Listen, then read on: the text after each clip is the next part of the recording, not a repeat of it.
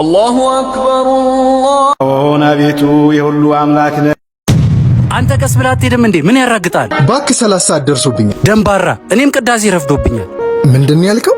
ወላሂ እመታሃለሁ። እሺ ማርያምን እኔ እመታሃለሁ። እሺ እናንተ ተው እንጂ ምንድነው የምትጣሉት? አንተም ወደ ቤተ ክርስቲያን አንተም ወደ መስጊድ ሂድ። ወይኔ ጉዴ! አሁን ቆይ ከሰው ተጣልቼ እጄ ላስቀድስ ነው? ምን ሆኜ ነው ግን? ባልፈው ምን አለበት? መስጊድ እየሄድኩ እየጾምኩ እንዴት እሳደባለሁ? ይቅርታ ሳልለውም አልሄድም። ወንድሜ! አቤት። ይቅር በለኝ። እኔ ቅዳሴ ለመድረስ ያየው ሰዓቱን ነው። በእግሬ ፈጥኜ በልቤ ዘግይቻለሁ። ፍቅር የሌለው እግዚአብሔርን አያውቅም። መንገዱ ሰፊ ሆኖ ለምን በጥቂት ነገር እንጣላለን? አውፍ በለኝ። ኢስላም ሰላም ነው። አንተን ሰድቤ ሂጂ አላህ ፊት አልቆም። በቃ አንተም ወደ ቅዳሴ ሂድ፣ እኔም ወደ ሶላት እሄዳለሁ። ጾማችንን እንደገጠመ ልባችንንም አላህ በፍቅር ይግጠምልን። እንዳላችሁ አምላክ ይሄን አይቶ ለምን ነው በረዳችሁ?